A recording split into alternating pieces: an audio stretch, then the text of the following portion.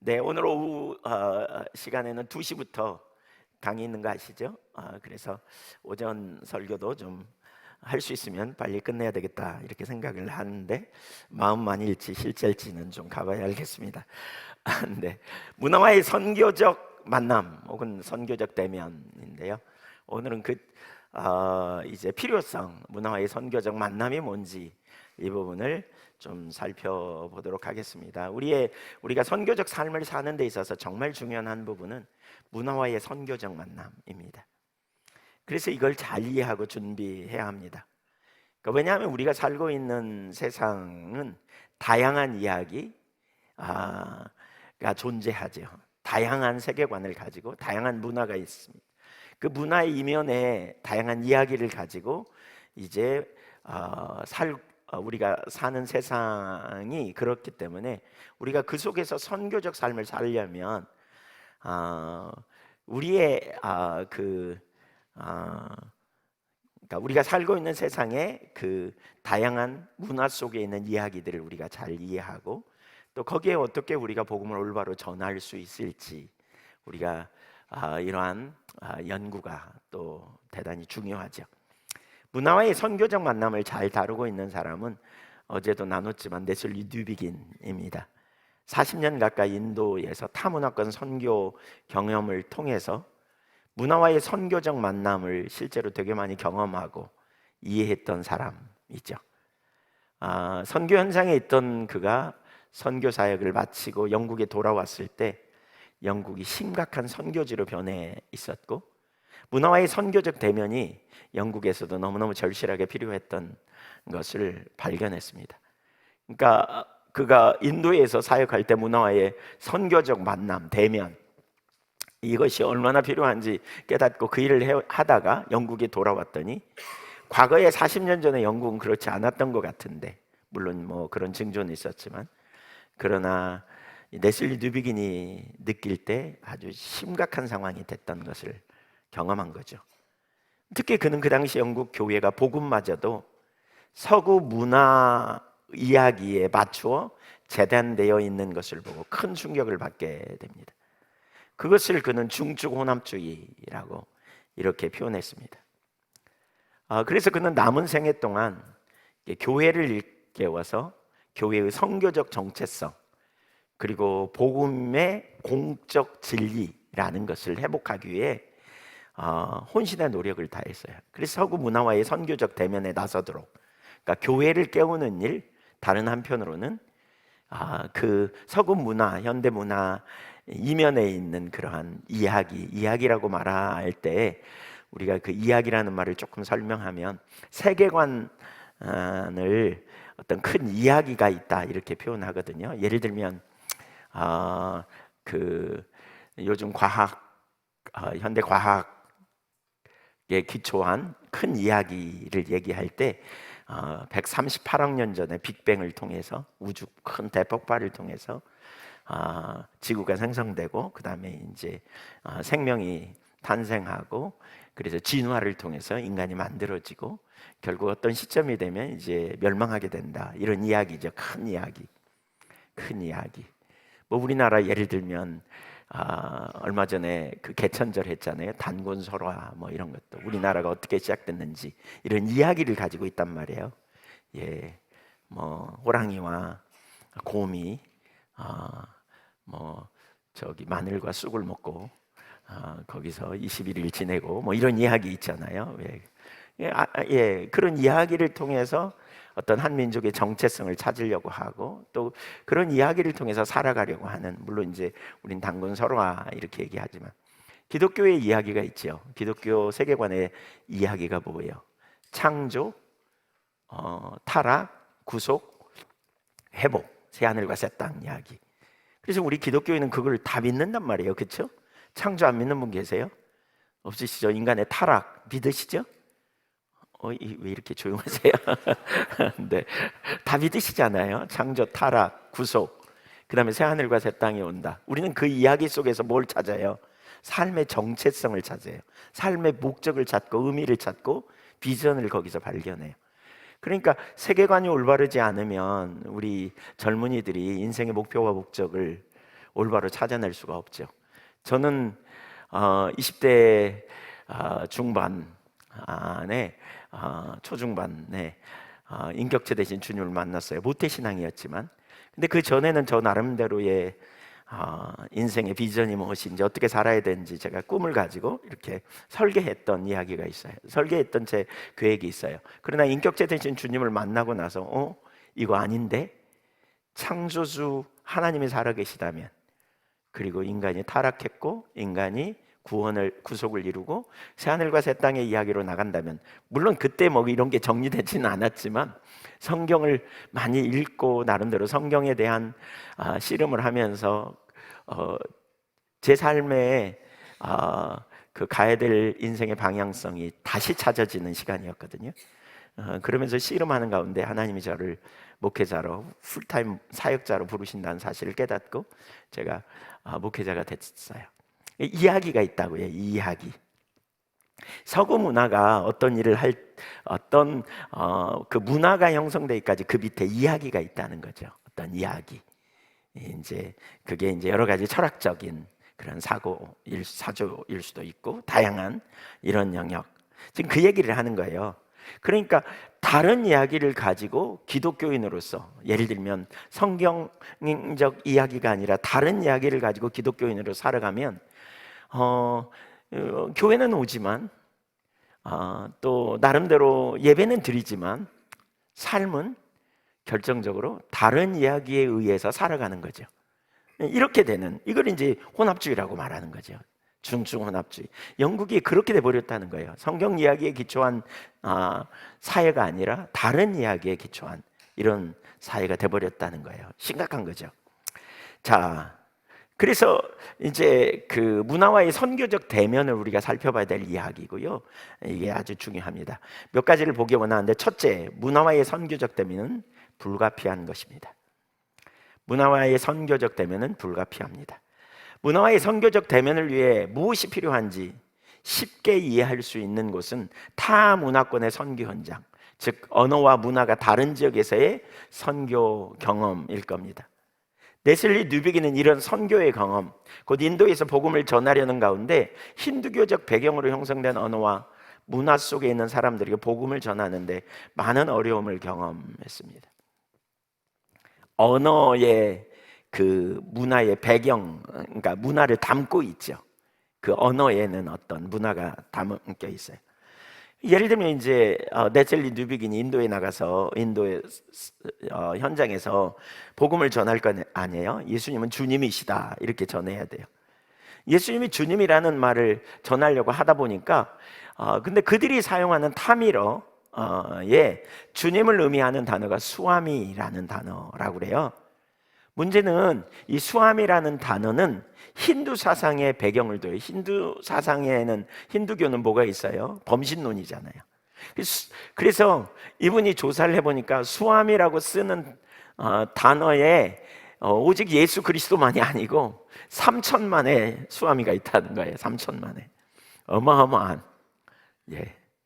그러니까 예수 그리스도는 수암입니다. 수암이 주님입니다. 이렇게 말하면 수많은 수암이 중에 하나 이렇게 생각한다는 거죠. 그래서 실제로 그 힌두교 그들이 그 어떤 성전, 그들의 그 성전에 가면 수많은 그림이 붙어 있는데 그 중에 하나 예수 그리스도의 사진이 붙어 있다는 거예요. 예. 그러니까 뭐 성경이 말하는 개념을 전혀 이해 못하는 거죠.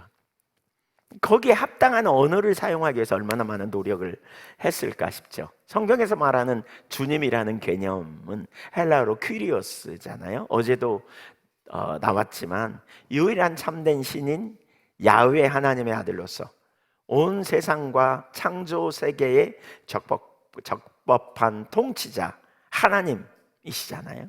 유일한 하나님. 그렇죠? 그런 상황에서, 그러니까 여기서 뭐예요? 그 당시 로마 문화에서 이 퀴리오스, 예수님이 유일한 주님이시다. 시저를 퀴리오스라고 보는데 아니야, 예수님이 퀴리오스야. 이렇게 말하니까 어마어마한 핍박과 목숨 거는 일이 일어난 거잖아요. 그런 상황에 복음을 아무리 열심히 전해도 소용없는 거죠. 예수 그리스도는 수함이야 이렇게 하면 그래 그래 이런 정도죠. 유일한 주님, 온 세상에 적법한 창조 세계의 통치자 하나님이라는 개념이 없었겠죠. 이걸 준비하는데 되게 많은 노력이 필요했을 거잖아요. 그런데 문화와의 선교적 대면은 타문화권 선교 현장만 필요한 게 아니라는 거예요. 우리가 살고 있는 이 문화에서도 동일하게 절실한 필요가 있다는 거예요. 그러니까 우리 문화도 그 기저에 복음과 양립할 수 없는 이야기와 세계관을 가지고 있기 때문이다. 이렇게 말하죠. 예를 들면 이건 뭐 아주 기본적인 예지만 쉬운 예를 들면 교회 우리 문화에서도 이렇게 그렇고요. 아마 제가 물어보면 대부분 다 그러더라고요. 우리 목회자들에게 제가 이렇게 많이 물어봐요. 처음 교회 나오면서 그 하나님이 누구냐고 물어본 사람 있냐고 하나님이 누구예요? 이렇게 물어본 사람 한번 여기 보세요. 여러분 교회에 초신자가 나오면서 하나님이 누구냐고 물어본 말을 들어본 경험 있는 분 손 들어보세요. 아무도 없어요. 아무도 없어요. 왜 그럴까요? 다 다름 하나님 알고 있다고 생각하거든요. 다 다름. 제가 시골에서 전도하면서 이렇게 전에 섬기던 교회에서 예수 믿고 구원받고 또 하나님이 주시는 놀라운 복을 누리는 삶이 되면 좋겠다고 그랬더니 우리도 하나님 믿어라 그러더라고요. 전라도 사투리로. 그래서 깜짝 놀랐어요. 어디 교회 다니세요? 그랬더니 아니요, 절에 나가지요. 절이나 뭐 교회나 다 하나님 믿는 거 마찬가지 아니에요? 우리 다 하나님 믿지. 그럼 뭐 하나님이 비도 주시고 하나님이 농사 그 햇빛도 주시니까 다 농사지어 먹고 살지요. 예한교회 초신자가 한 명이 왔어요. 과거에 아주 오래전에. 그래서 그분에게 제가 성경 공부해야 된다고 그랬더니 이분이 잘 말을 안 들어요. 그래서 세 번째 권면했더니 이러는 거 있죠. 저를 쳐다보면서 목사님 저도 신앙에 대해서 좀 알거든요 그러더라고요.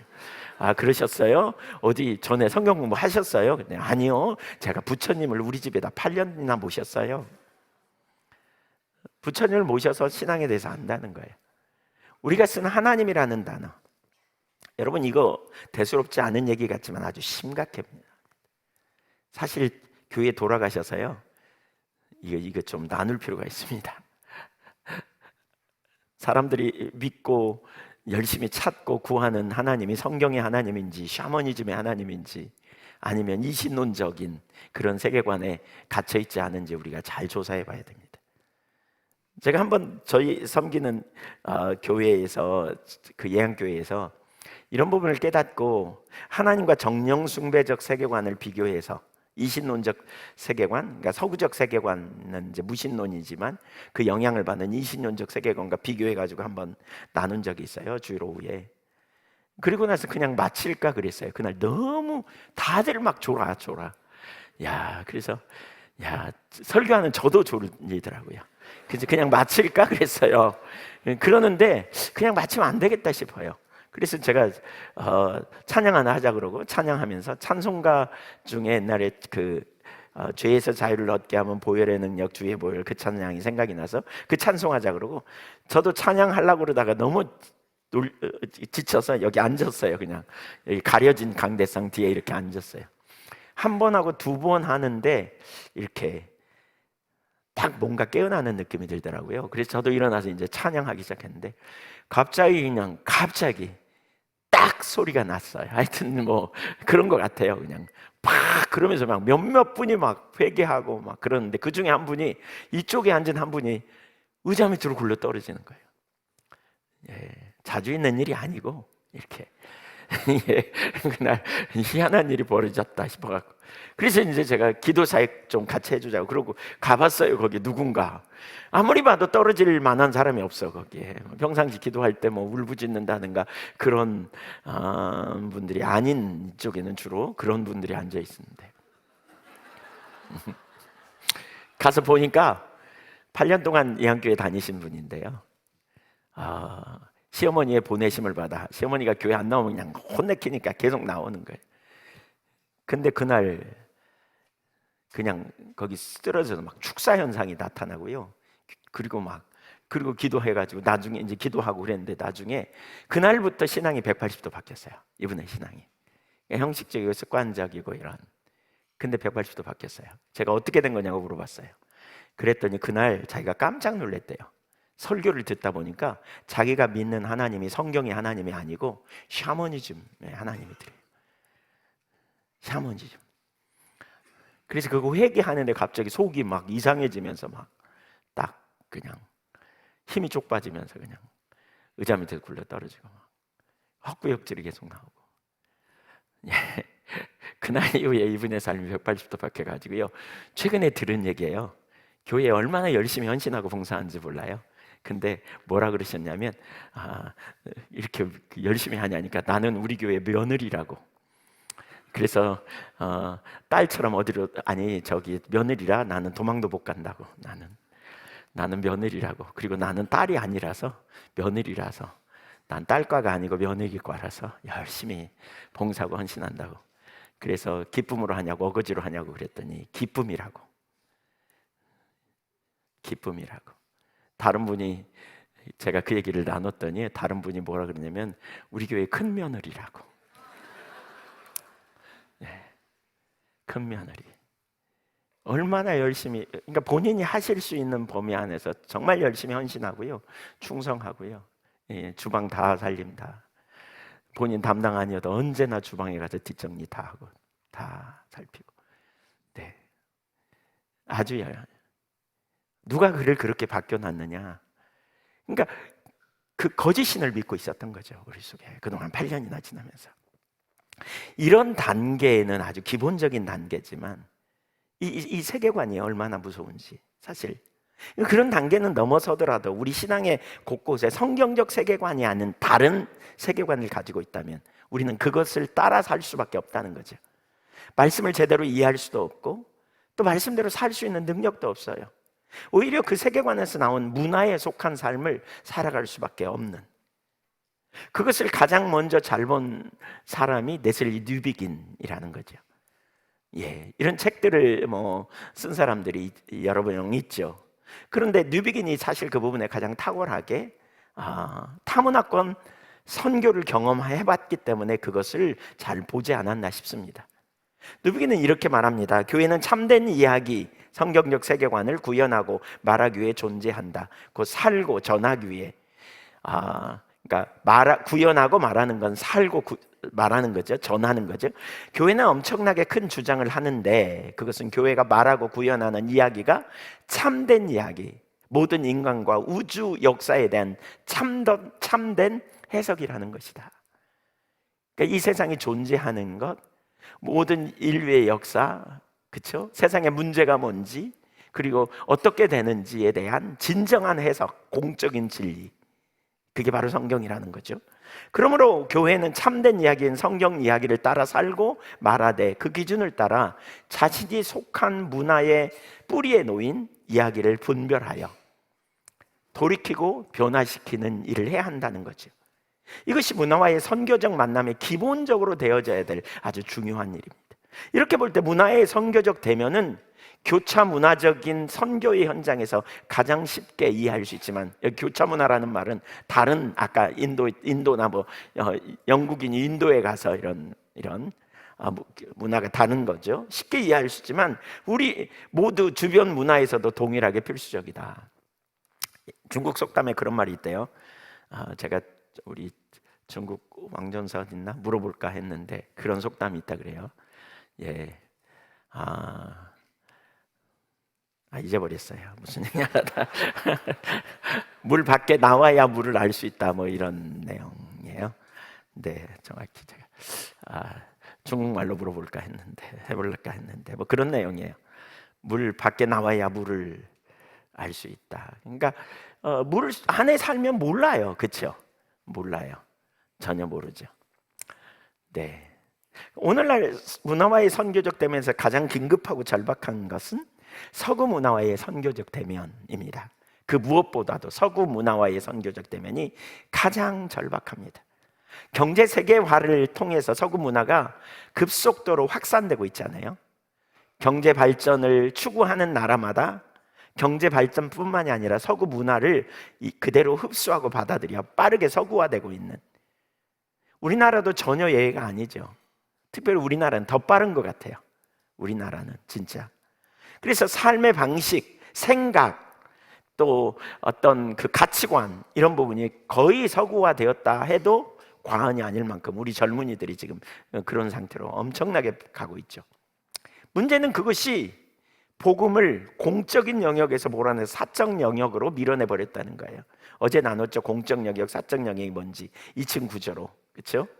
예, 과학, 경제, 법, 뭐 정치, 이런 것들은 공적 진리라고 보고, 그다음에 종교, 도덕, 뭐 개인의 선호하는 거, 이런 걸 사적 진리로 나눠버린, 이렇게 나눠버린. 그러다 보니까 총체적 진리, 통전적 진리라고 말하는 성경이 우리의 삶의 모든 영역에서 진리로 통하지 않게 되는, 그러니까 어떤 능력을 잃어버리고 그 다음에 문화의 기저에 있는 그 이야기를 따라 삶으로 이제 복음의 능력이 완전히 상실한, 그래서 서구 문화가 가는 곳마다 복음을 완전히 무력화시키는 일을 하고 있는 것이죠. 마치 초대교회에 복음이 전파되는 곳마다 거짓 복음을 전파해 혼돈을 가져오게 한 것처럼 오늘날 서구 문화가 그런 일을 하고 있어요. 무엇보다 서구의 교회가 이 문화와 혼합주의 형태로 살고 있다는 거예요. 그런 상태에 도전하는 일을 해야 되는데 그 대신에 현대의 세계관에 길들여져서 편안하게 사는 것으로 만족해 왔다는 거죠. 그러면서 데슬리 누비기는 문제는 교회에 있다. 교회가 문화적 이야기를 참된 이야기로 받아들이면서 교회 자신이 말하고 구현하기 위해 존재하는 복음을 더 포괄적인 문화적 내러티브에 적용하도록 허락했다. 이것이 가장 큰 문제다. 이렇게 말해요. 문화적 이야기를 참된 이야기로 받았다는 거. 우리에게는 진짜 참된 이야기가 있는데 성경 이야기가 아니라 문화적 이야기를 교회가 받아들여 버렸어요. 그래서 교회 자신이 말하고 구현하기 위해 존재하는 복음을 더 포괄적인 문화적 내러티브에 적응하도록 그냥 내줘버렸다는 거죠. 이게 문제라는 거예요. 그러면 우리가 선교적 삶을 살기 원한다면 반드시 문화와의 선교적 대면을 해야 한다는 거죠. 특별히 서구 문화와 대면하는 일, 이건 너무너무 중요한 일이죠. 그 서구 문화가 뭐냐, 이 부분은 이제 나중에 계속 나오겠죠. 서구 문화의 심각한 상황들, 그것이 어떻게 우리에게 궁극적으로 영향을 미치는지, 어떻게 행하는지, 이런 부분들, 이제 그것이 어떻게 현실적으로 우리에게 문제를 나타내는지, 예를 들면 그 중에 하나가 이제 오늘 오후에 나눌 부분이기도 한데요. 그 부분. 두 번째, 문화적 충돌이 불가피합니다. 문화적 충돌이 불가피합니다. 왜 타협이 일어났을까? 충돌하지 않으려고. 충돌하면 어려움이 오니까. 그렇지만 우리가 진짜 선교적 삶을 살기 원한다면, 그래야 된다면, 그리고 복음이 총체적 진리라면 우리는 복음을 전하려 할 때에 우리가 만나는 많은 문화적 환경, 그 이야기와 부딪히게 된다는 거죠. 그때 불가피하게 충돌을 경험할 수 있다는 거죠. 왜 그런 일이 있느냐? 서구 문화를 포함해서 모든 문화에는요, 그 기저에, 그 뿌리에 종교를 가지고 있다는 거예요. 종교. 이 부분 조금 이따 이제 보겠지만, 그러면서 그 종교는 복음과 양립될 수 없기 때문이라는 거예요. 그래서 우리가 하나님의 백성으로서 충실하게 성경 이야기를 따라 살고 또 세상에서 성실하게 선교적 소명을 감당하기 위해서는 주변 문화와의 충돌이 불가피하다는 거죠. 그리고 그 문화 충돌로 인하여서 우리가 신실하게 선교적 삶을 살려고 할 때 그 충돌 속에서 불가피하게 고난이 있을 수 있다는 거예요. 네, 고난. 그러니까 마이클 고인의 교회의 소명이라는 책에서 사실 이 부분을 잘 다루고 있고, 그 이제 지금 나눌 부분은 그 마이클 고인의 문화적 소명, 레슬리 뉴비긴의 선교적 교회론에 대해서 잘 다루는 책입니다. 그 밑에 이제 몇 가지 좀 보죠. 첫째, 문화적 충돌의 이유. 문화적 충돌이 있는 이유. 첫째 이유, 모든 문화가 그 기저에 종교적이고 포괄적인 신조를 갖고 있다는 거죠. 그것이 복음과 양립될 수 없기 때문이에요. 다시 한번 나눕니다. 모든 문화가 그 뿌리에 종교적이고 포괄적인 신조를 갖고 있어요. 신조는 믿는 거잖아요. 분명히 믿는, 모든 문화는 그 뿌리에 뭔가 믿는 거를 가지고 있죠. 그게 종교적이고 포괄적인 신조예요. 종교적이라고 말할 때 뒤에 나누겠지만 헌신을 요구해요. 헌신을. 그 신조가 우리로 하여금 행동하게 하고 살도록 요구하는, 그리고 그것은 포괄적인 거예요. 어느 한 부분만이 아니라 우리 삶 전체를 이제 요구하는 그런. 근데 문제는 그것이 복음과 양립될 수 없는 상황이기 때문에 그렇다는 거예요. 교회가 다시 성경과 성경 이야기에 대한 확신을 회복하고 성경 이야기를 말하고 구현하는 삶을 통해 문화와의 선교적 대면을 회복하려면 문화의 기저에 있는 종교를 들춰내는 것이 중요합니다. 이게 참 중요한 것 같아요. 우선 하나는 이 문화와 선교적 만남이 되면 이 부분을 더 다루면 다룰수록 우선 하나는 진짜 중요한 게 우리가 성경 이야기에 기초한 확신을 가져야 된다는 거예요. 우리 모두가 성경 이야기에 기초한 확신, 이게 철저하게 무장되는 게 얼마나 중요한지 몰라요. 우리가 흔들흔들 하니까 서구 문화, 현대 문화 이야기 오면 그냥 그런가, 그리고 받아들이고 그냥 거기 빨려가기가 쉬운 거지. 근데 거기에 철저하게 무장되고 준비하는 복음의 확신 안에 있는, 이게 너무너무 중요한 거죠. 여기. 그래서 사실 이번 이런 컨퍼런스를 통해서 현대 서구 문화에 대한 이야기를 우리가 보는 것도 참 중요한데, 나는 어떤 이야기를 가지고 사는가, 이걸 좀 볼 필요가 있어요. 나는 진짜 성경 이야기에 기초해서 사는가? 나는 흔들리지 않는가? 나는 확신이 있는가? 나는 정말 창조, 타락, 구속, 새하늘과 새 땅으로 이야기하는, 그 회복으로 이야기하는 이것이 내 안에 분명한 확신으로 굳건하게 자리 잡고 있는가? 이걸 먼저 우리가 봐야 돼요. 그러면서 동시에 뭐냐? 다른 이야기, 그렇죠?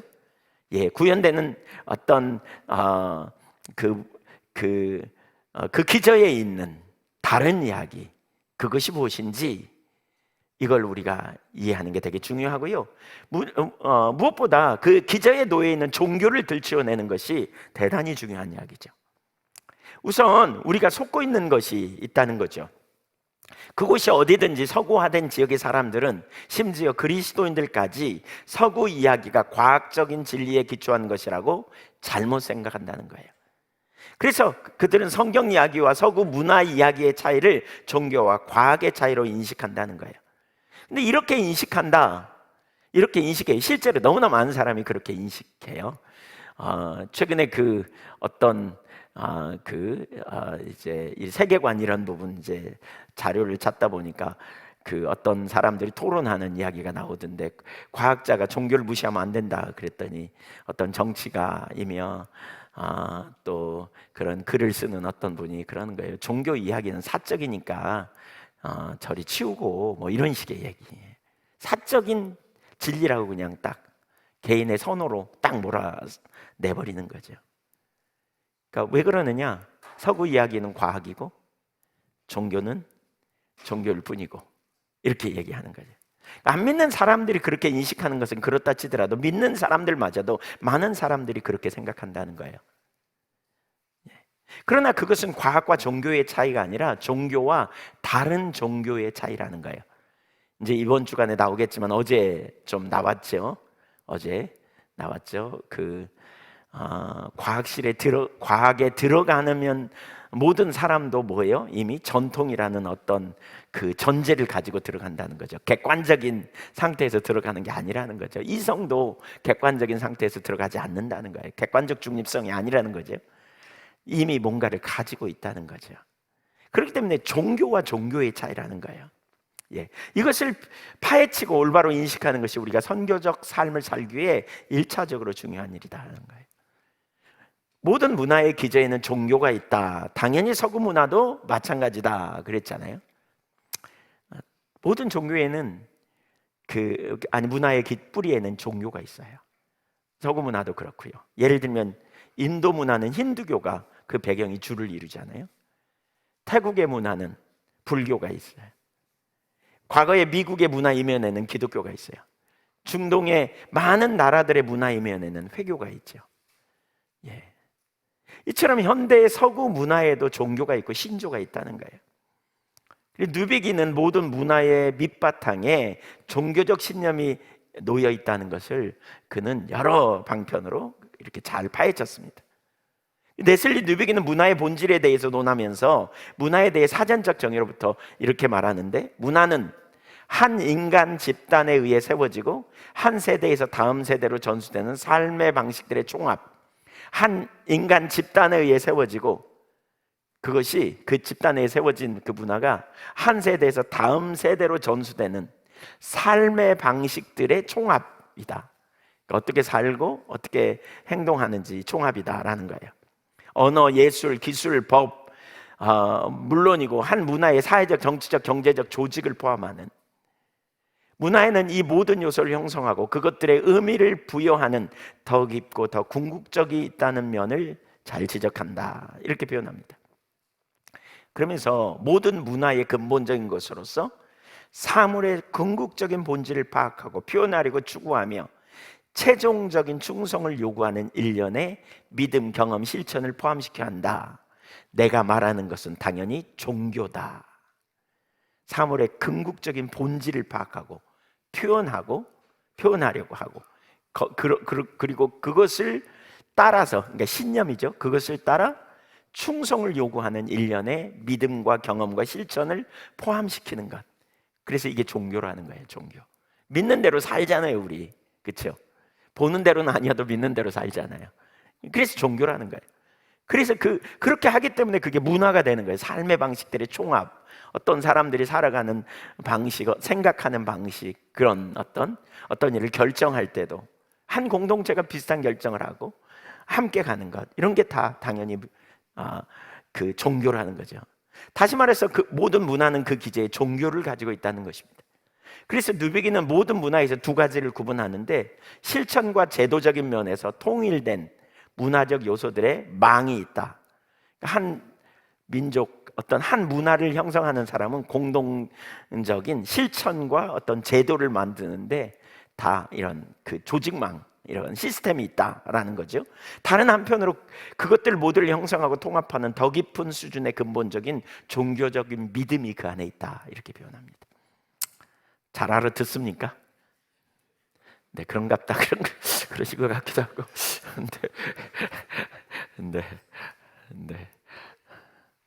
네, 제가 보니까 몇 번만 들으면 알아요.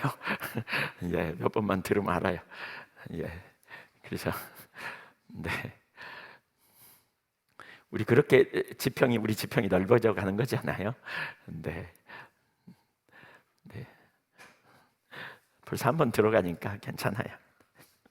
네, 다시 설명해 볼게요. 다른 거. 헤르만 바빙크가 그래서 문화는 드러난 종교다, 쉽게 말하면 문화는 종교다, 지금 그 얘기하는 거예요. 신학자 헨리 반틸도 문화라는 외연화된 종교다.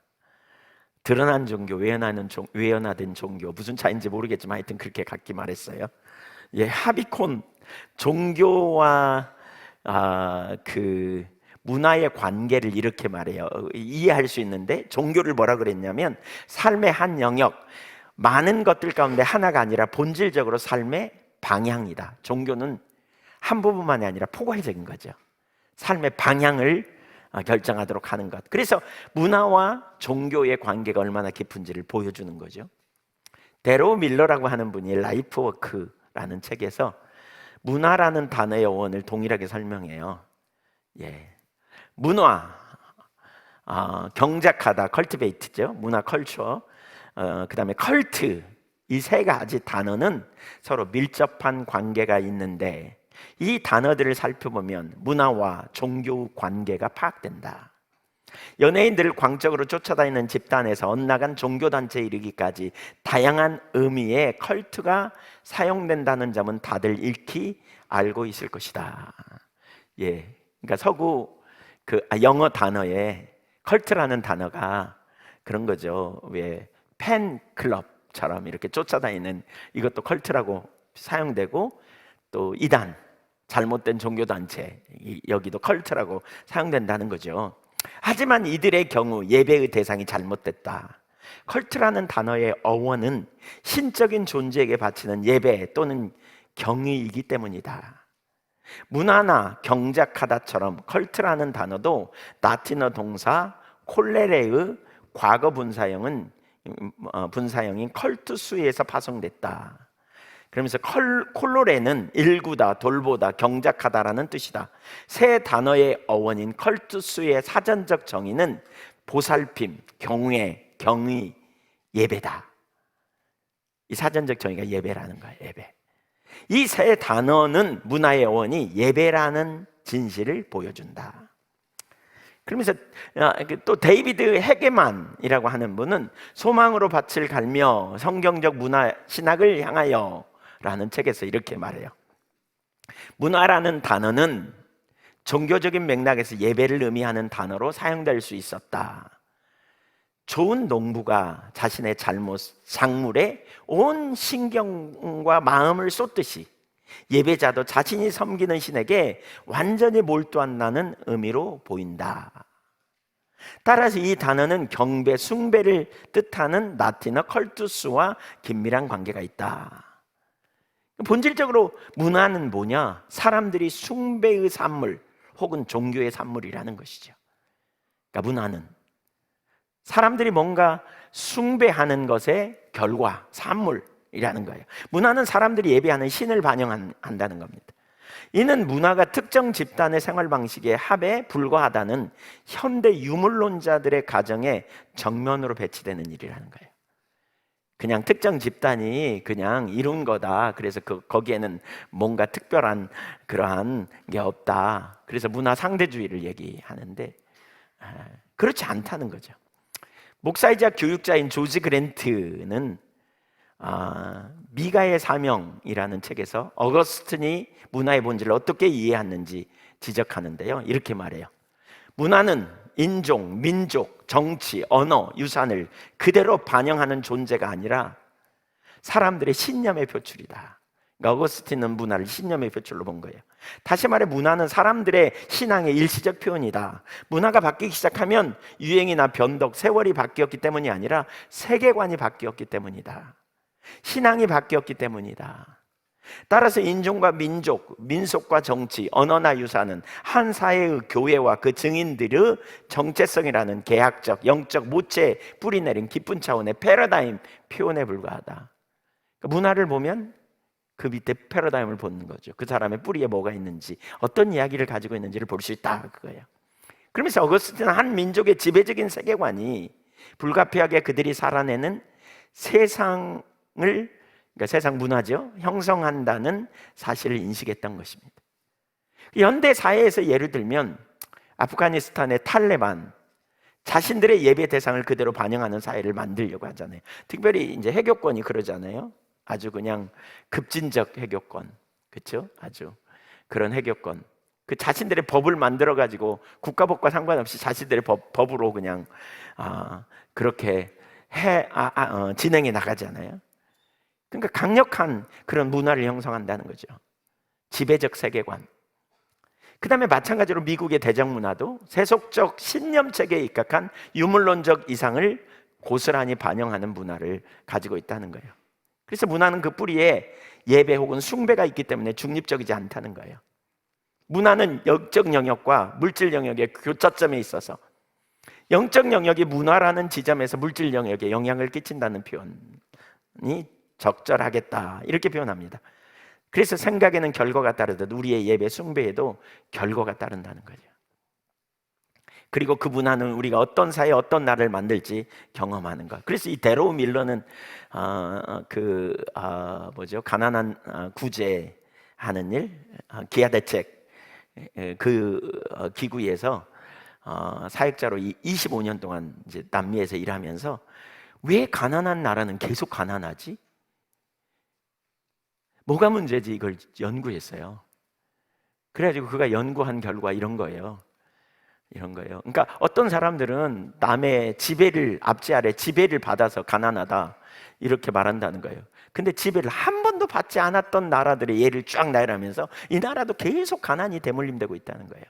뭐가 문제일까? 이렇게 표현하면서 세계관의 문제라는 거예요. 세계관. 그러면서 이분은 이런 표현을 해요. 문화는 우리가 어떤 사회, 어떤 나라를 만들지를 결정한다. 만약 사람들의 동방의 애니미즘처럼 변덕스럽고 뇌물에 부화내동하는 신을 예배한다면, 이런 거잖아요. 왜 공들여야 복받고 그렇지 않으면 삐지고 뭐 이런 거죠. 그런 신을 예배한다면 뇌물이 일상이 되는 부패의 문화가 구축된다는 거예요. 그래도 우리 이제 여기 동남아시아 같은 데면 그 앞에 뭘 차려놓잖아요. 혹은 돈신 차려놓잖아요. 그래서 아침마다 거기 가서 공들이고 뭐 하고, 그리고 화나지 않게 하려고 그러고, 이렇게 뇌물을 바쳐야 뭐가 되는, 이게 의식 속에 있다는 거예요. 그래서 부패의 문화가 이런 애니미즘적 세계관을 가진 나라치고 부패의 문화가 없는 나라가 거의 없다는 거죠. 그리고 이 문화는 재계와 정치, 경제, 사법제도에 고스란히 반영돼서 영적, 물질적 극빈에 빠진다, 이런 표현을 해요. 예. 생각은 결과를 낳는다라는 그분이 쓴 책에서 보면 그런 이야기를 해요. 누비기는 그렇게 그것을 이렇게 표현해요. 그것은 우리의 세상을 구성하는 방식 전체를 의미한다. 그게 뭐예요? 문화는 그 말이죠. 그것은 우리의 언어, 우리의 사고방식, 우리의 관습, 우리의 전통, 우리의 정치, 경제, 사법, 행정, 질서의 공적 체계 등 우리의 다양한 우리가 단순히 당연한 것으로 받아들이면서 전혀 질문하지 않은 사물의 총체를 의미한다. 그러니까 그것은 뭐예요? 문화 뿌리 있는 이야기, 그렇죠? 세계관을 의미하는 거죠. 이렇게 이해할 때 종교는 문화에서 하나의 요소가 아니라 그 문화 배후 혹은 토대에 놓여 있어서 문화의 모든 것을 지배하는 것이라는 거예요. 종교는 문화와 결코 분리할 수 없습니다. 그래서 종교는 문화와 분리할 수 없어요. 여기에서 우리는 모든 문화의 뿌리에서 그 문화를 형성하는 가장 중요한 요소의 특징을 두 가지로 볼 수 있는데요. 그 마이클 고인은 네슬 뉴비긴의 글을 인용해서 그렇게 말해요. 첫째는 종교적이라는 것이고요, 두 번째는 포괄적이라는 거예요. 종교적이라는 거고 포괄적이라는 거예요.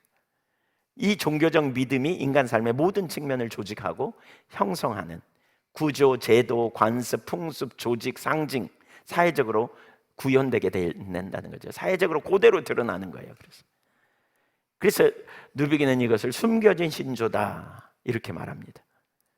우리 밑바탕, 문화의 밑바탕에 숨겨져 있으면서 마치 집의 기초처럼 기능한다는 거예요. 그래서 인식되지 않은 채로 숨겨져 있을지 모르지만 정치, 경제, 대중매체, 문화의 공적 삶, 인간 문화의 모든 가시적인 측면들을 형성하고 구성하는. 그래서 사도 바울은 로마서 12장 1절 이하에서 너희는 이 세대를 본받지 말고 마음으로 변화를 받아 하나님의 선하시고 온전하시고 기뻐하신 뜻이 무엇인지 분별하도록 하라 그러잖아요. 그러니까 네슬리 두비기는 이걸 인용하면서 종교적 믿음 사이에 구분을 명확히 하라고 가르치는 것이다, 이렇게 표현해요. 우리에게 이 세상을 본받지 말라고 명령했을 때 그것은 우리 주변 문화의 기저에 놓여 있는 그 종교적 신념을 따라 살지 말라고 경고한 것이다. 그러면 왜 문화와 종교가 깊이 관련이 있냐? 왜? 전도서 3장 11절에 보면 이게 인간의 원래 구조라는 거예요. 인간을 영혼을 사모하는 갈망을 넣어주셨다. 전도서 3장 11절 혹시 읽어보죠. 시작.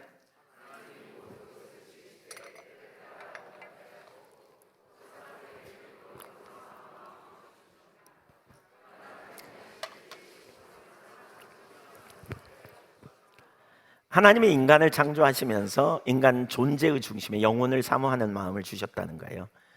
이걸 뭐라 그러냐? 네슬리비는 종교적 응어리를 주셨다. 이렇게 종교적 응어리. 그래서 인간의 삶의 목적과 방향을 제시해주고 세상을 설명해주는 큰 이야기 속에서 삶의 의미를 찾도록 창조되었다는 거예요. 그러니까 그 응어리를 하나님에게서 찾아야 되는데 다른 이야기 속에서 찾는, 이제 여기서부터 문제가 오는 거죠. 그래서 제가 들어오면서 우상들로 대체돼 버리고 인간 문화의 다양한 면모를 통합하고 구성하고 형성하되 하나님의 뜻을 쫓아 하나님의 설계에 의한 삶이 아니라 그것을 거스리는 방식으로 살아가는 일이 일어난 거죠. 네슬리 누비긴의 글을 인용하면 인간의 본성은 공백을 혐오한다. 공적 주된 삶의 주된 사당은 계속 텅 빈 채로 있지 않다.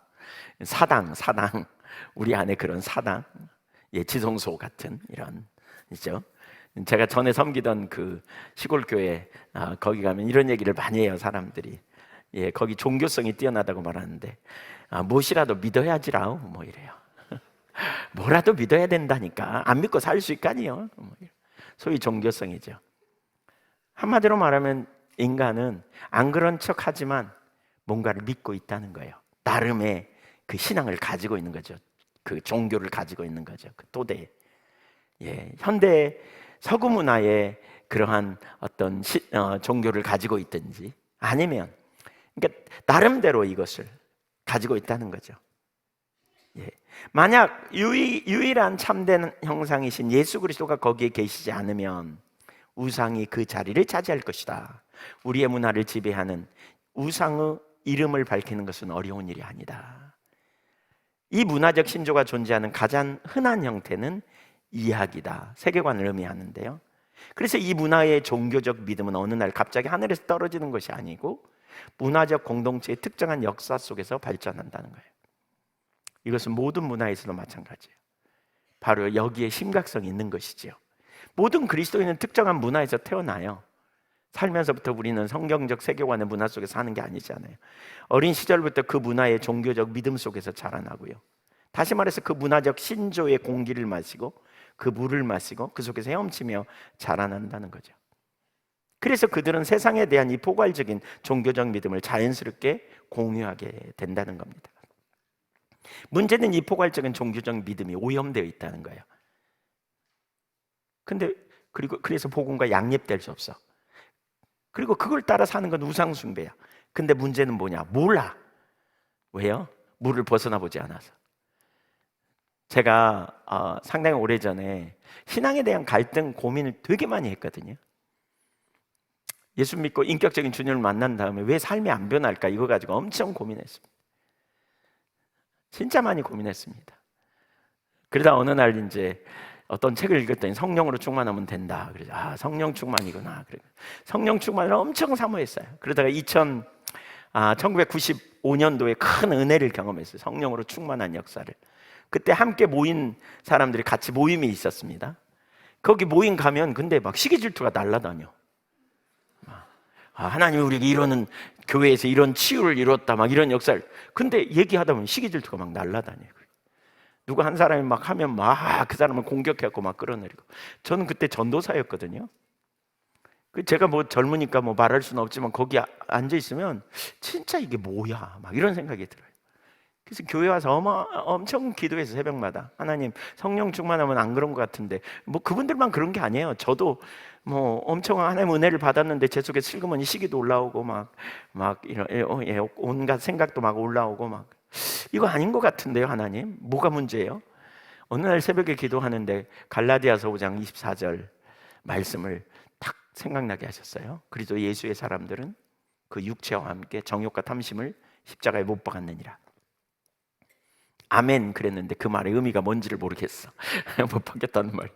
또 그걸 또 보려고 막 이제 막 찾고 구하고 그랬는데 그러던 가운데 어느 날 에이든 토제가 쓴 하나님을 추구함이라는 책을 어느 분이 한 권 이렇게 주셔서 제가 이렇게 소개해가지고 책 5권을 소개해 주셨는데 돈이 없어가지고 서점에 가서 제일 싼 책, 얇은 책 순으로 했는데 그 첫 번째 책이 이 책이에요.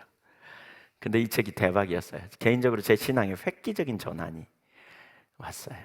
신앙은 doing이 아니구나. 인격체이신 하나님과의 관계구나. 하나님을 알지 못하기 때문에 우리가 무능하다는 거예요. 기독교인이. 하나님을 아는 것과 같은 핵심 교리를 한번 쑥 훑어보고 창고에 집어넣기 때문에 잡동사니 취급하기 때문에 능력이 없다는 거예요. 인격적 관계 안에서 계속 하나님을 아는데 자라가야 되는데 뭐 이런 부분들이 깨달아지면서 어느 날 제가 기도했어요. 왜 하나님? 그러면서 보니까 이제 신앙이 너무너무 왜곡돼 있는 옆으로 간 거예요. 율법주의, 인본주의, 뭐 기복주의, 뭐 온통 그런 게 팽배해 있는. 그래서 하나님 이거 뭐가 문제냐고 이제 왜 우리가 이런 자리에 있냐고. 그냥 이제 푸념하듯이 그랬죠. 근데 또렷하게 이런 생각이 제게 떠올랐어요. 네가 살고 있는 물이 그렇다. 지금 네가 살고 있었던 물이 그렇다. 저를 한 번도 그렇게 가르쳐준 선생님들이 없었어요. 한 번도 신앙이 이거라고 가르쳐준 분이 없었던 것 같아요. 너무 죄송합니다. 네, 몇몇 선생님이 있었지만, 근데 그 이후에 하나님께서 그런 책들을 통해서 그 당시에 저를 보게 해주신 것 같아요. 네, 그러니까 어떤 환경에서 사는가. 그러니까 사실 우리가 지금 이 선교적 대면 이런 이야기도 아마 우리 중에 많은 분들은, 어떤 분들은 들으면서 큰 불편함 못 느끼고 살다가 지금 어쩌면 이제 새롭게 이거 심각하구나 이런 인식을 가질 수도 있다는 거죠. 이걸 하나님 그래서 우리를 그런 방편으로 인도하셨다. 그러니까 하나님의 마음과 의도가 뭔지를 우리가 잘 깨닫고 어떤 영역에 서야 하는지를 우리가 보는 게 정말 중요한 거죠. 그런 은혜가 부어지기를 축복합니다. 두 번째, 문화적 충돌이 불가피한 이유가 있는데, 둘째 이유는 복음과 문화적 신조 모두 동등하게 포괄적인 주장을 한다는 거예요. 그리고 절대적인 충성을 강력하게 요구하기 때문이에요. 복음과 문화적 신조 모두 다 동등하게 포괄적인 주장을 하고, 그러니까 우리 인생 전체를 요구하는 거예요. 전체를, 우리 삶 전체를 요구해요. 우리의 사고 전체를 요구해요. 둘 다. 그리고 강력하게 충성을 요구해요. 복음은 우리에게 강력한 충성을 요구하잖아요. 삶의 모든 영역에서. 예수님이 선포하신 하나님 나라 개념 하나만 봐도 그래요. 하나님 나라가 뭐예요? 하나님의 통치 아니에요? 예, 그 통치에 들어감으로 우리가 하나님 나라에 들어가는 거죠. 구약에서 하나님이 이스라엘 백성에게 언약을 맺을 때 사용하신 언어, 그 메타포 중에 하나가 뭐냐면 이거잖아요. 나는 너희 하나님이고 너희는 내 백성이 되리라. 그랬어요. 백성이라고 말할 때 하나님의 통치 안에 들어감을 전제하는 거죠. 그러니까 기본적으로 우리가 성경에서 하나님의 통치 아래 들어감, 우리 그리스도인은 하나님의 주권적 통치 아래 우리가 온전히 들어가서 사는 삶, 이게 얼마나 중요한지 모르죠. 절대적 충성을 요구해요. 성경에서 우리에게 가장 큰 계명 얘기할 때 뭐예요? 신명기 6장 4절 5절에 이스라엘아 들으라, 우리 하나님 여호와는 오직 유일한 여호와시니 너는 마음을 다하고 뜻을 다하고 힘을 다하여 내 하나님 여호와를 사랑하라, 이렇게 말하죠. 예수님은 전 존재로 우리가 주님을 사랑하기를 원하시잖아요. 예, 이 사랑의 헌신은 사실 급진적인 제자도를 원하잖아요. 누가복음 14장 25절에 보면 그 제자도 이야기가 나오죠. 수많은 무리가 함께 갈새 예수께서 돌이키사 이르시되, 26절 같이 한번 읽어볼까요? 시작. 자기 부모와 처자와 형제와 자매와 더욱이 자기 목숨까지 미워하지 아니하면 능히 내 제자가 되지 못하고, 우선순위를 말하죠. 여기 미워하지라는 말은 미세이라는 말인데, 미세이, 예, 덜 사랑하다 그 말이에요. 우리가 아시는 것처럼 하나님을 최고로 사랑하는, 그러면서 누구든지 자기 십자가를 지고 나를 따르지 않는 자는 능히 내 제자가 되지 못하리라. 33절, 이와 같이 너희 중에 누구든지 자기의 모든 소유를 버리지 아니하면 능히 내 제자가 되지 못하리라. 이게 성경이 요구하는 거죠. 그래서 성경이 요구하는, 우리에게 요구하는 그 충성도는 어디까지냐? 급진적, 레디컬하죠. 아주 급진적인 제자도를 얘기해요. 급진적 제자도. 예. 아주 그냥 과격한 제자도. 우리가 세계관을 올바로 이해하게 될 때에 우리가 그렇죠. 너무 지나친 거 아니야? 적당히 해. 미치지 마. 광신 이렇게. 예. 이야기에 의하면 우리 모두는 광신이 되어야 돼요. 그들의 표현에 의한 광신. 그렇죠? 삶이에요. 내 전부예요. 성경적 이야기가 이게 되어져야 돼요. 예. 예수님 믿는 성도들까지도 사실 이런 부분을 나누지 않고, 특별히 목회자들 우리 설교하면서 이런 설교하면 시험 들까 봐 잘 안 하는 경우가 있죠. 예, 저도 과거에 그랬어요. 그러다가 엄청 회개했어요. 예, 하나님의 종이 아니라 사람들의 종이라고 이렇게. 우리가 그렇게 할 수 있는 이유는 뭐예요? 하나님 먼저 우리를 사랑하셨고 또 우리를 위하여 자신을 내어주심.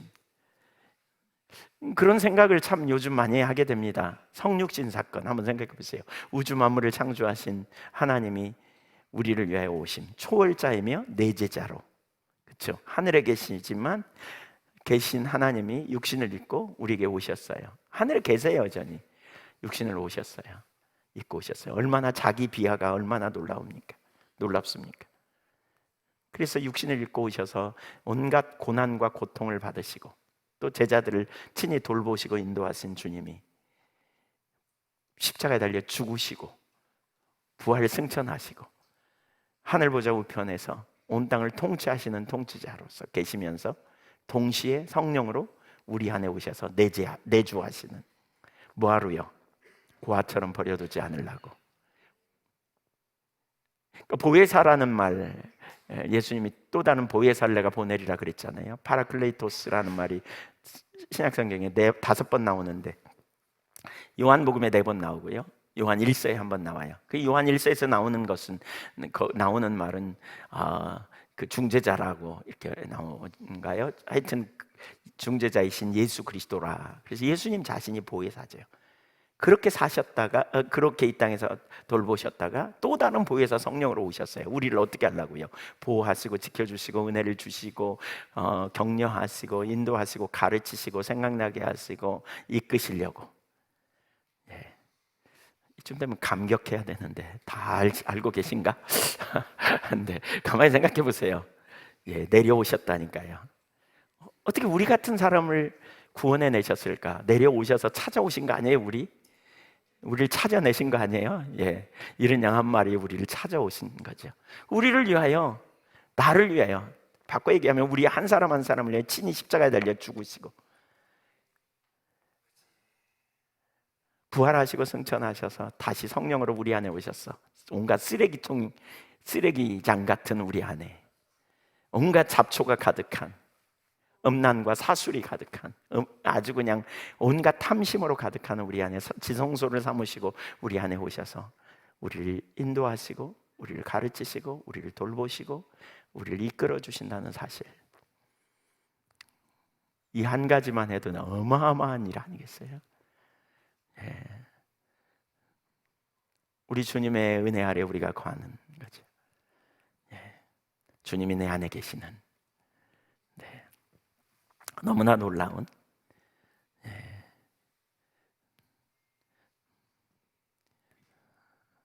주와 같은 분 내겐 없도다. 주와 같은 분 내겐 없도다. 왜요?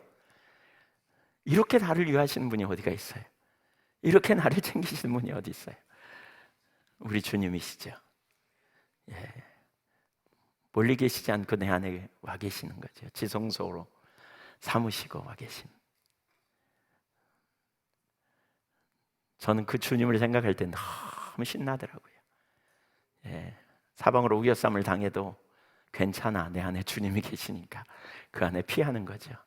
엄청난 말로 인해서 또 오해로 인해서 또 여러 가지 어려움으로 혼돈이 있고 문제가 있어도 우리 안에 계시니까 아시고 돌보시고 인도하시고 전략을 가지고 계시고 능력으로 함께 하시는 우리 주님이 계시니까. 맞습니까? 그래서 우리는 주님과의 친밀한 교제 안에 그분의 말씀에 순종할 때 우리 삶 속에 하나님의 모든 생명이 풍성하게 흘러넘침. 요한복음 10장 10절에 내가 온 것은 양으로 생명을 얻게 하되 풍성한 생명을 누리게 하려고 오셨다. 이게 하나님의 의도죠. 네셀리 누비기는 이렇게 말해요. 만약 복음은 하나님께서 하셨다라고 말하는데 그것이 정말 사실이라면 그것은 반드시 우리의 모든 희망과 출발점과 모든 사유와 모든 행동을 지배하는 실제가 되어야 한다. 그리고 바로 그것이 복음의 능력이다. 바로 그것이 복음의 능력이죠. 그래서 성경적 세계관으로 우리가 무장되어져야 된다니까요. 성경적 세계관을 가지고 우리가 분명히 무장되어진다면 왜 우리가 염려하고 왜 우리가 자주 낭망하고 왜 우리가 자주 뒤집어지겠어요? 입술로는 말할지 모르지만 우리는 너무 자주 그 자리로 가니까. 여호와 하나님은 모든 만물의 유일한 근원이신데, 성경이 이렇게 포괄적인 주장을 하며 절대적인 충성을 강력하게 요구하는 것처럼 오늘날 우리 주변에 있는 문화도 그런다는 거예요. 서구 이야기도 포괄적인 주장을 하며 절대적인 충성을 요구하는 거죠. 그것은 아주 지배적이고 강력하게 내가 참된 이야기야 라고 주장한다는 거예요. 심지어 성경을 이해하는데도 그 이야기를 사용해야 한다고 전제하고 나와요.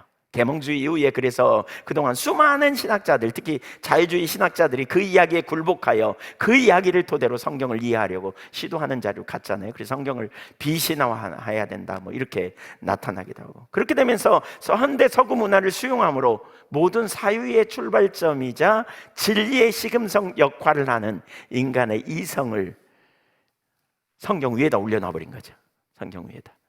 성경을, 이성을 가지고 성경을 재단하는 웨슬리의 신학방법론 안에 그거거든요. 성경 전통 경험 이성이거든요. 근데 최근에 저희 감리교회 어떤 목사님이 저희 게시판에다가 이렇게 썼어요. 막 이성을 되게 강조하면서 동성애 문제 막 이런 거 찬동하고 막 이러면서 뭐라고 써놨냐면, 웨슬리는 이성을 강조했다. 근데 실제로 제가 그래서 거기에 대한 자료를 찾아봤거든요. 근데 성경 아래 이성이지 성경 위의 이성이 아니에요. 동등하지도 않아요. 성경을 통해서 이성을 해석하도록. 근데 이것마저도 살짝 왜곡해서 읽어가지고 그런 식으로 자유주의적인 이런 견해로 막 나가는 거죠. 막 나가요. 예. 지금 몇 세기냐 뭐 이러면서, 어느 쪽 얘기를 하냐 막 이러면서 완전히. 그 결과 그들은 성경의 핵심적인 진리들을 모두 부인하고 절대적 진리의 개념은 근본적 상대주의로 대체해버린, 그래서 자연의 영역을 넘어서는 하나님의 역사, 기적의 존재를 더는 인정하지 않는 이들의 가르침이 무신론적 가설과 점점 닮아가면서 현대 점차 그 우리의 신앙은, 그러니까 개개인의 삶과 열방을 변화시키는 하나님 나라의 강력한 복음이 사회적 실천주의로 전락해버린 거죠. 그러니까 두 부류로 나눈 거예요. 하나는 뭐예요? 개인의 구원, 영혼 구원 이쪽으로 막 가는 거죠. 그러면서 이게 종말론을 막 강조하는, 계몽주의 이후에 그러한 이성을 가지고 이렇게 해야 된다 그러니까 그냥 종말론적인 개념으로 막 나가는 무디 목사님 같은 분이, 또 존 넬슨 다비 같은 그런 세대주의 학자가 이 대표적인 그런, 사회와는 별로 상관없이 저쪽으로 몰아가는, 반대로 자유주의 신학자들은요 단순한 사회적 실천주의로 나간 거죠. 사회 정의를 실현하는 것, 생태학적인 어떤 그런 이 세상을, 창조 세상을 돌보는 거, 이런 쪽으로만 간 거죠. 영혼 구원, 뭐 하나님과의 관계 이런 거 다 없애버리는 거죠. 양극단으로 가버린.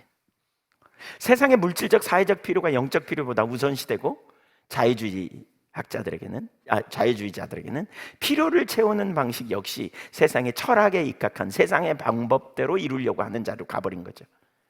그래서 교회는 만물보다 위에 계신 공의와 치유의 근원이신 하나님을 인정하며 나가야 되는데, 그저 자신의 힘으로 물리적 정의와 사회 변혁을 실천하려고 안간힘을 쓰면서 그리스도 안에 총체적 구원, 포괄적 구원에서 멀어져 버리는 결과를 가져오게 된 거죠. 초자연적인 하나님의 역사나 능력, 또 하나님을 신뢰함 이런 게 다 없어지고, 전도만 해도 사실 그러잖아요. 초대교회 전도는 가장 주된 전도가 능력 전도고 관계 중심 전도잖아요. 선포 전도도 물론 있지만, 근데 이런 전도는 오늘 거의 없어진 거죠. 프로그램 전도로 전락한 거죠. 문화의 기저에 있는 종교적 신념뿐 아니라 각 개인은 모두 다 자신의 신을 믿습니다. 물론 그가 믿는 신은 그가 속해 있는 문화의 종교적 신념과 깊이 연관이 있는 것이지요. 그래서 유물론 사고, 물질주의적 그러한 가치관을 갖고 그런 세계관에 밑바탕돼 있는 사람은 하나님과 재물을 겸하여 섬기는 거예요. 여기 재밌는 표현이 있죠. 하나님도 신이고 재물도 신이 될 수 있다는 거예요. 섬긴다는 말은. 그러니까 그 세계관에 있는 그 가치관의 정상에 있는 것들을 위해 우리는 헌신하기 시작해요. 정치적 권력에 맞들이고 그것을 최고의 그 가치로 여기는 삶은 포괄적으로 그 모든 영역의 삶을 지배하고 통제하고 구성합니다. 절대적인 충성을 요구하죠. 그래서 그의 존재를 다해 그 신을 예배할 것이고요. 심지어 가족과 친구도 아내도 자식도 돈도 정치적인 권력을 얻는 데서 기꺼이 포기하는, 눈 하나 깜빡하지 않고 거짓말도 해대고 기꺼이 타협하고 가는 거예요. 돈이 그 자리에 있으면 돈을 위해 그렇게 가는 거죠. 예. 어떤 이념이 포괄적인 주장과 절대적인 충성을 요구하는 종교일 수 있다는 거죠. 그 어떤 가치관을 갖느냐, 세계관에서 가치관이 나오는데 그것을 따라서 그렇게 가는 거죠. 그래서 성경이 재미난 표현이에요. 이게 저는 마태복음 6장 24절에 하나님도 재물도 신이 될 수 있다는 거예요. 섬길 수 있다는 거잖아요. 신이 될 수 있어요. 이 종교라는 거예요. 종교. 돈신을 섬기는 종교까지 나왔잖아요. 예. 초대왕 사울이 왜 망가졌습니까? 정치적인 권력을 최고의 신으로 여겨서 그걸 섬기는 자리에 가버린 거죠. 그러니까 하나님 말씀에 순종할 수 없고 하나님을 멸시하는 자리로 가서 결국 말씀에 불충함으로 무너지게 되잖아요. 여기에서 문제는 하나님께 대한 충성이 과한가가 아니라 어떤 종교를 가지고 있느냐의 문제라는 거예요. 어떤 신을 믿느냐는 거예요. 천지를 창조하신 만왕의 왕 되신 하나님, 그 아들을 우리를 위해 온 창조 세계를 위해 아끼지 아니하시고 내어주신 사랑의 하나님, 그래서 우리에게 항상 최선 가장 좋은 것을 주기를 원하시는 하나님을 믿는지, 아니면 신기루처럼 순식간에 사라져버릴 사람들의 평판, 세상에서 권력 이런 것을 믿는지의 차이뿐이라는 거예요. 하나님의 외 모든 것은 다 뭐냐? 우상. 그건 터진 웅덩이의 삶인 거죠. 터진 웅덩이의 삶, 물을 가두지 못할 터진 웅덩이의 삶, 이거죠. 예레미야 2장 13절에서 말하는 것처럼. 다시 돌아오면 우리가 살펴본 대로 복음, 즉 하나님 나라의 좋은 소식은 인간의 삶 전체에 대한 하나님의 통치입니다. 이 복음은 문화에서 말해지는 이야기에 대한 대항 이야기고요, 완전하고 최종적인 충성을 요구합니다. 만약 그렇지 않다면 그것은 참된 복음이 아닙니다. 반면에 문화의 기저에 놓여 있는 종교적인 신념 또한 정확하게 같은 것을 요구합니다. 종교적이고 포괄적인 시각을 가지고 우리에게 둘 다 종교적이어서 궁극적인 헌신과 복종을 강력하게 요구하고, 포괄적이어서 삶 전체의 모든 범위에서 그런 삶을 살도록 요구하는, 그러니까 이 두 가지가 양립될 수 있어요, 없어요? 예, 있어요, 없어요? 불가능해요. 아주 다른 방식이죠. 그러니까 선교적 삶을 살기 위해서는 그래서 뭐예요? 문화적 충돌이 불가피하다는 거죠. 그렇기 때문에 양립될 수 없는 문화. 그러니까 우리가 주님을 온전히 섬기고 주님의 명령을 따라서 우리가 선교적 삶을 살아가려고 할 때, 총체적 진리인 하나님의 말씀을 따라 우리가 살아가려고 할 때, 포괄적 삶을 살려고 할 때 수없이 많은 영역에서 우리는 종교적 충돌을 경험할 수 있다는 거예요. 세 번째, 문화적 충돌은 고통스러운 긴장을 만들어내는 양립할 수 없는 이야기들 사이의 충돌이다. 예, 고통스러운 긴장을 만들어내는 양립할 수 없는 두 이야기들 사이의 충돌. 예, 성경 이야기와 우리가 믿는 성경 이야기, 우리가 속해 사는 문화의 공적 삶을 형성하는 이야기 사이의 충돌. 예, 그래서 복음에 충실해 살려면 이 충돌이 불가피하다는 거예요. 교회는 문화가 작동하는 신뢰의 틀, 문화의 기저에 있는 종교적 믿음 전체에 우리는 도전해야 한다는 거예요. 우리는 복음을 가지고 문화의 기저에 놓여 있는 그 잘못된 것들, 그러니까 교회가 자신이 증언하는 정체성에 따라 참되게 살아가려면 그 성패는 모든 장소와 시간에서 궁극적인 헌신들의 충돌에 달려 있다는 거예요. 신실하게 우리가 살아가려면 부딪힐 수밖에 없다는 거예요. 누비기는 이 문화적 충돌에는 영적 차원이 있음을 봅니다. 다시 말해서 이 충돌은 단순히 다른 세계관이나 삶의 철학의 문제만이 아니라 영적인 문제라는 것입니다. 그래서 이 충돌의 배후에는 권세들이 있다. 에베소 6장 12절 영적 싸움에 대해서 말하면서 이렇게 말하죠. 시작. 우리의 씨름은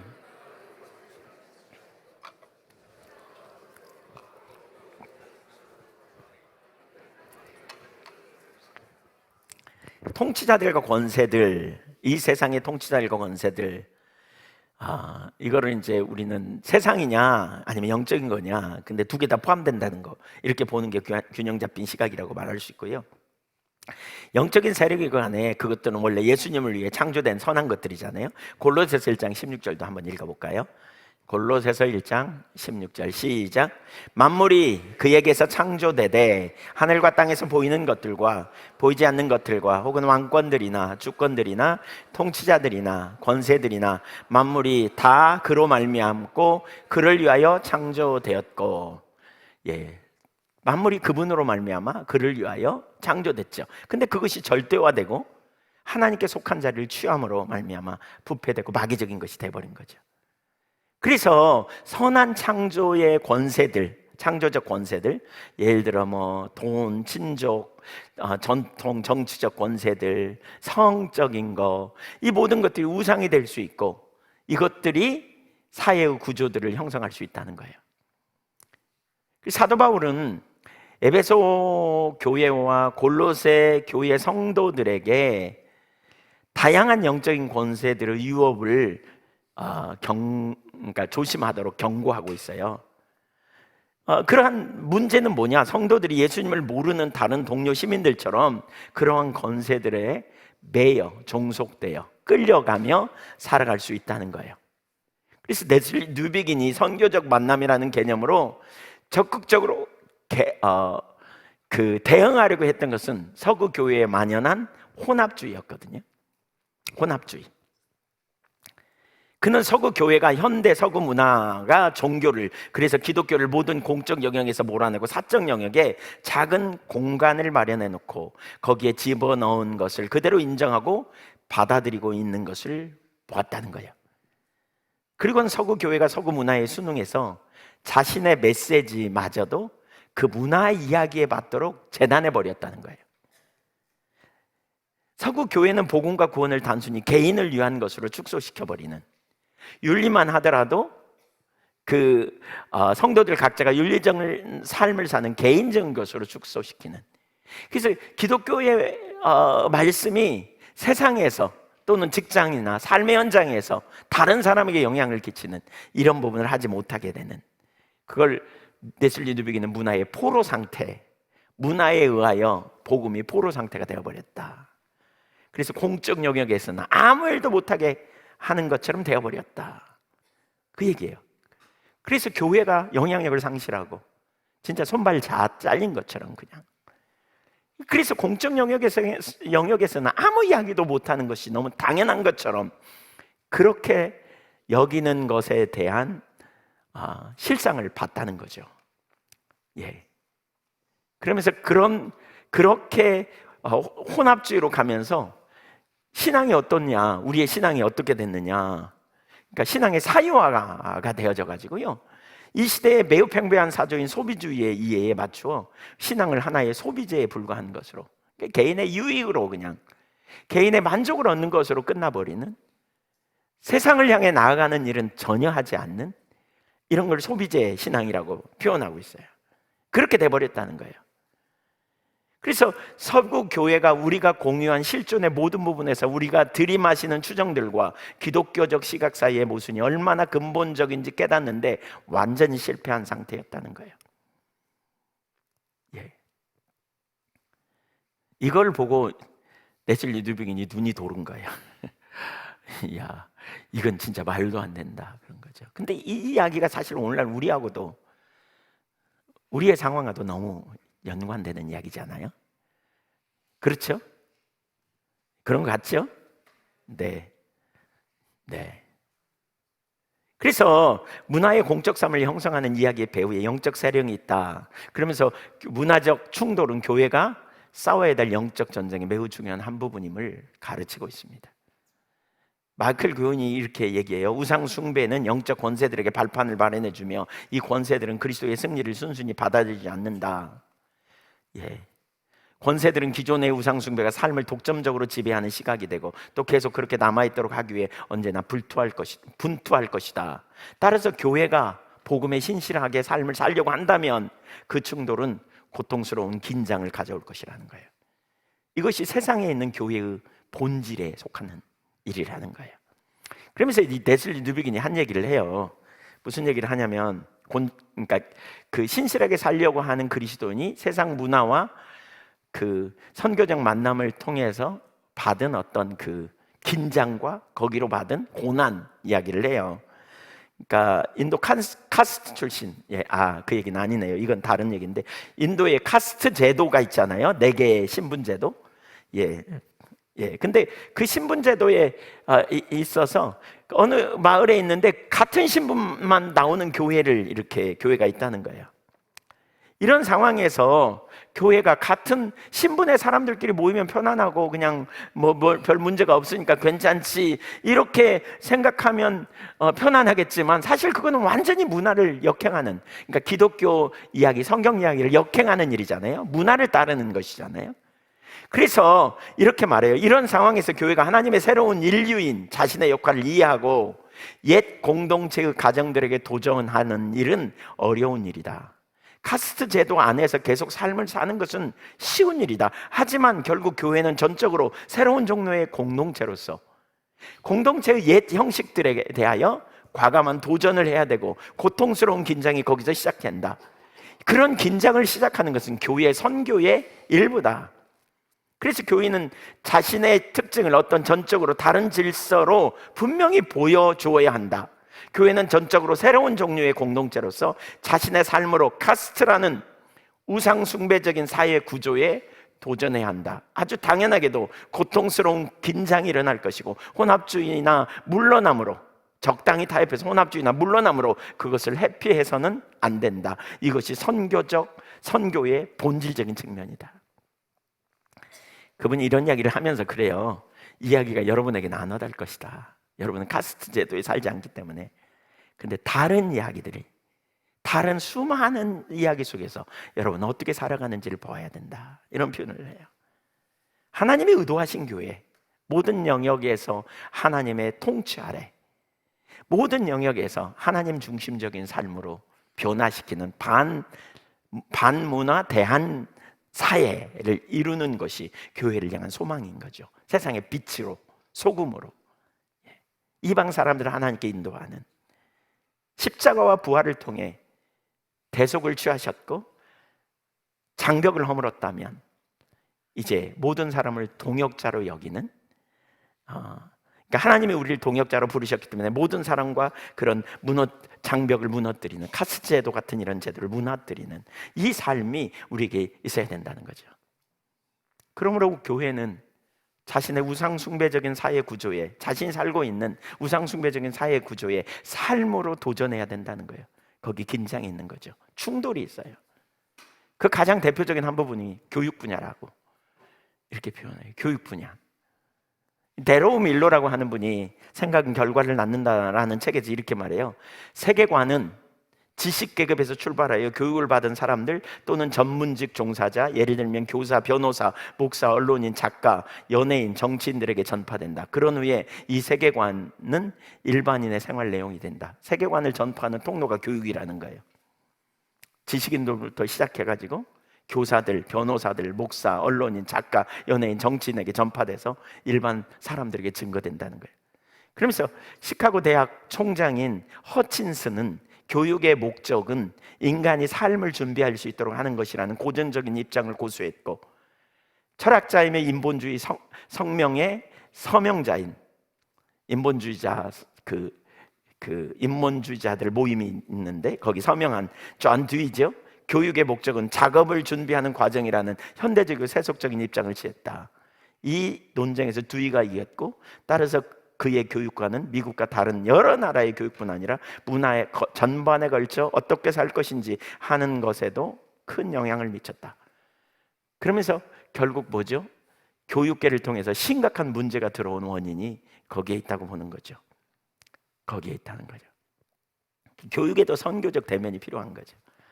근데 치열한 영적 전쟁이 있는 거예요. 교육이 다음 세대를 세속적 세계관으로 무장시키는, 그 성경을 사적 진리로 받아들이게 되는 이런 일. 중국에 지금 그런 일들이 아주 있잖아요. 교회도 못 오게 하는 어린아이들, 교회에 CCTV 설치해가지고 목회자 자녀도 절대 못하게 하는, 대안학교 이런 거 절대 못하게 하는, 심각한 거죠. 이런 상황의 선교적 사명을 감당하는데 고난이 따른다는 거예요. 고난이 따르는. 예. 그래서 하나님 나라 편에 서는 것은 옛시대 권세들과의 선교적 대면 가운데 고난이 있다는 거예요. 쉽지 않죠, 사실. 예. 성경, 그래서 그리스도의 남은 고난을 우리 육체에 채우노라, 이런 표현 바울은 말했죠. 예. 우리가 자녀로서 상속자고 그리스도와 함께한 상속자인데 그와 함께 영광을 받기 위하여 고난도 함께 받아야 할 것이니라. 로마서 8장 17절에 그렇게 표현하죠. 빌립보서 3장 10절에 내가 그리스도와 그 부활의 권능과 그 고난의 참여함을 알고자 하여, 고난의 참여함을 알고자 하여 라는 표현이 있어요. 누비긴이 사역할 때 이런 일이 있었다는 거예요. 인도가 독립한 후에 초등학교를 간디의 교육 모델로 전환시키기 위해요, 이렇게 교육을 다 바꿨대요. 근데 힌두교의 혼합주의 프로그램, 혼합주의가 그 프로그램 안에 있었다는 거죠. 교직에 이제 있던, 교직에 있던 한 청년이 자기 신앙을 타협하는 것이라고 여겨져서 교사직을 잃어버렸다는 거예요. 그렇게 안 가르쳐가지고. 그래가지고 고난 당한 거죠. 그 일로 인해서 강력하게 그 지역을 흔들어 가지고요. 근데 놀라운 사실은 그 일로 인하여 많은 사람이 돌아오게 됐다는 거예요. 누비기는 이 사건을 통해 세 가지를 깨닫게 되었다. 이래요. 첫째 뭐냐? 복음이 문화와 공적 기관을 형성하는 지배적 교리와 양립할 수 없다는 거예요. 그러니까 복음이 문화로 통해서 공적 기관을 형성하는 그러한 지배적 교리와 양립할 수 없다. 그래서 두 번째로 신실한 증언을 위해 치러야 하는 대가가 있다. 거기에 고난이다. 근데 세 번째, 바로 이런 고난을 통해서 많은 사람들이 그리스도께로 이끌림을 받는다. 이렇게 표현해요. 이걸 알았다는 거예요. 실제로 우간다의 동성애자인 왕을 거절하고 그 23명이 성공의 23명이 화형당하잖아요. 근데 그 사건을 통해서 많은 사람들이 기독교로 돌아오게 되는 놀라운 역사가 있잖아요. 지금도 그 어마어마한 주변에 해교도가 핍박이 있지만 그럼에도 불구하고 우간다에서 신실한 그리스도인들이 되게 많이 있는 이런 일들. 마지막 네 번째, 끝내야 되는데, 선교적 만남으로 인한 고통스러운 긴장이 교회의 삶 자체에, 그리고 교회가 두 이야기 모두에서 살아가는 동안 계속 나타난다는 거예요. 교회는 문화적 이야기 속에서 살아요. 우리는 청정지대에 따로 사는 게 아니에요. 이제 어제도 나눴지만 이제 오늘 아마 내일 오전에 나올 것 같아요. 세상을 위하고 세상을 반대하는 삶. 이게 이제 교회의 삶이에요. 근데 우리가 세상에서 살고 있는데 그 문화적 신조를 먹고 마시고 태어나면서부터 그 뿌리에 우리는 종교적인 그러한 영역 있죠. 세계관들이 공유되고 공통의 언어로 한 세대에서 다음 세대로 전수되는 관습, 문화, 제도, 상징, 공유된 삶을 살게 되잖아요. 동시에 교회는 성경이 말하는 다른 이야기들과 양립할 수 없는 이야기 속에서 살도록 부름받은 공동체예요. 그리고 우리는 이제 주님이 세상으로 나가도록 우리를 보내셨어요. 우리는 보내심을 받은 존재예요. 쿰남 공동체나 이런 사람처럼 우리가 산속에 가서 그냥 우리끼리 잘 먹고 잘 살고 이거 아니잖아요. 그냥 교회에서 우리끼리 모여서 그냥 남들이 뭐라 그러는지 이렇게 아니잖아요. 문화 속에서 살면서 자신들의 삶을 그 문화적 형태로 구현하고 표현하면서 살아가야 돼요. 살아가야 돼요. 그래서 여기 뭐가 있어요? 부딪힘이 있단 말이에요. 부딪힘. 두 이야기를 살아가는 공동체. 두 이야기를 살아가는 공동체. 그러므로 복음과 문화가 만나는 일이 바로 교회의 삶 자체 안에서, 그리고 모든 신자의 마음속에서 일어나는 일이에요. 고통스러운 긴장한 문화와 한가운데 있는 교회의 삶의 본질이라는 거예요. 그래서 이 땅에서 교회는 어떻게 해요? 영원한 나라를 바라보는 나그네와 같이 살아가는 인생이라는 거죠. 이 땅에서 그냥 천년만년 살 것처럼 잘 먹고 잘 사는 이게 아니라는 거죠. 양립할 수 없는 두 이야기를 구현하는 두 공동체 속에서 교회가 살아가는 동안 이런 갈등은 불가피한, 그러나 이것이 우리가 해야 할 선교적 사명이라는 거예요. 개인적인 영역에서 육신을 따르지 않고 성령을 따라 살아야 하는 것처럼 교회가 그렇게 살아가야 되는, 어떤 희생과 고난이 따를지라도 그렇게 될 사명이 있어요. 그 삶을 사시겠어요? 다시 묻습니다. 그 삶을 사시겠냐고요. 제가 레슬리 누비긴이 왜 이렇게 선교적 삶에 목숨을 걸까? 그런 의문을 가지고 책을 보다가 이게 보이더라고요. 인도에서 그 선교적 소명책에 나오는 이야기인데요. 그가 정말 인도에서 선교사역을 마치고 나중에 이렇게 해요. 교회가 마주한 가장 큰 지적이고 실천적인 과업이라고 믿었다는 거예요. 전 지구적 문화의 힘은 비록 그것이 사실이기는 했지만 문제가 아니었고, 근데 이런 변화 속에 진짜 문제는 뭐냐? 교회가 이런 문화와의 선교적 만남의 측면에서 자신의 소명을 담아내고 있지 않는 것이 가장 큰 문제다, 이렇게 표현해요. 그러니까 교회가 이런 선교적 소명의 삶을 살고 선교적 역할을 감당하는 자로 안 나가는 게 문제라는 거예요. 이 레슬리 누비긴이 볼 때. 그러면서 그가 그토록 열정적으로 이 일에 남은 생애를 헌신하게 된 그것이 무엇인가를 보여주는 한 일이 있는데요. 귀국하기 전에 방콕에서 선교사 회의를 했대요. 근데 그의 옆자리에 앉은 한 인도네시아 지도자가 조용히 혼자 중얼거렸대요. 이렇게 말했대요. 물론 첫 번째 질문은 서구를 회심시킬 수 있는가 하는 것이지, 이 이후에 그 질문이 계속 누비긴의 마음속에 울려 퍼져요. 그래서 누비긴은 이 질문이 계속 퍼지면서 그 일에 결국 헌신케 됐던 것 같아요. 우리는 오늘 문화와 선교적 만남에 대하여 전반적으로 살폈잖아요. 이것을 알아듣고 문제를 찾아내고 혹은 이번 집회를 통해 은혜를 받느냐의 문제가 아닌 것 같아요. 제가 볼 때는 하나님께서 우리에게 레슬리 누비긴처럼 지금 우리의 현실을 인식하고 하나님이 지금 이 교회를 어떻게 바라보고 이 세대를 어떻게 바라보는지를 우리가 깨닫게 되면서 레슬리 누비긴처럼 그것에 대해 계속해서 들려오는 숙제를 가져야 하는 것이 아닌가 싶어요. 첫 번째 질문은 과연 현대 문화에 빠져 있는 이들을 회심시킬 수 있는가 하는 것이다. 이런 질문.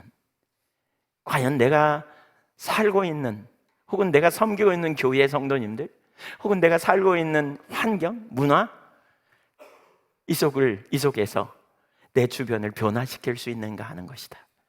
저들을 회심시킬 수 있는가 하는 것이다. 이런 소명이 우리 속에서 불리듯 일어나기를 주님이 바라고 계신 게 아닌가 싶어요. 이런 열망이 여러분 속에 부어지기를 축복합니다. 우리 교회가 우리들의 교회가 우리가 섬기는 교회 가운데 이런 열정이 회복되기를 간절히 소망합니다. 네, 같이 우리 잠깐이라도 우리 기도하는 시간 갖겠습니다. 네, 시간이 길지 않아서요. 우리 그냥 좀 기도하는 시간 잠깐 갖겠습니다. 잠깐만이라도 기도하는 시간 가지려고 합니다.